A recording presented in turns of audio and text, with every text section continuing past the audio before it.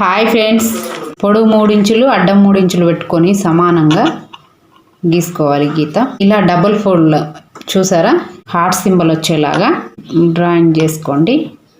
ఇలా చక్కగా కట్ చేసుకోండి. చూసారా ఎలా వచ్చింది?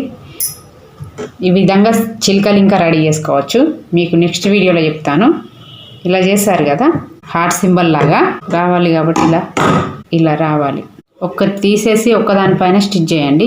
ఇలా డబల్ పెట్టాను చూడండి. ఇలా 2 ఇంచెస్ ఉంటుంది, ఇది ఇంచు. ఇలా ఫోల్డ్ చేసుకొని హార్ట్ సింబల్ ఉంది కదా, ఈ మూల నుండి స్టార్ట్ చేయాలా. ఇలా లోపలికి పెట్టుకొని మనం స్టిచ్ చేయాలి. స్టిచ్ చేశాను. దీనిపైన ఇంకొకటి ఉంచుకున్నాం కదా, ఇది ఉన్నట్లుగానే పెట్టేసి ఇలా స్టిచ్ చేసుకోండి. ఇలా స్టిచ్ చేసుకున్నాను. దీని ఇప్పుడు రివర్స్ తీసుకుందాం. ఇందులో కొంచెము క్లాతులు నింపుకోవాలి, మంచిగా అనిపిస్తుంది. ఇంకా కంప్లీట్ కాలేదు, ఆగండి. మళ్ళీ రెడ్ క్లాత్ తోటి అయితే ఇంకా చాలా బాగా వస్తుంది. ఇలా స్టిచ్ చేసుకొని దీనిపైన ఎర్రర్స్ లాంటివి అయినా కానీ ఇది లేసు అటాచ్ చేస్తున్నా.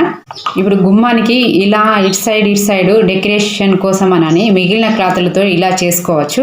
ఇలా చేసుకొని ఇలా వేలాడ తీసుకోవచ్చు. ఇక్కడ ఎలిఫెంట్, మిగిలిన క్లాతులతోటి ఎలిఫెంటు, చిలుకలు అలా రెడీ చేసుకొని ఇలా హ్యాంగింగ్ లాగా తగిలించుకోవచ్చు. ఇలా పెట్టి స్టిచ్ చేస్తాను.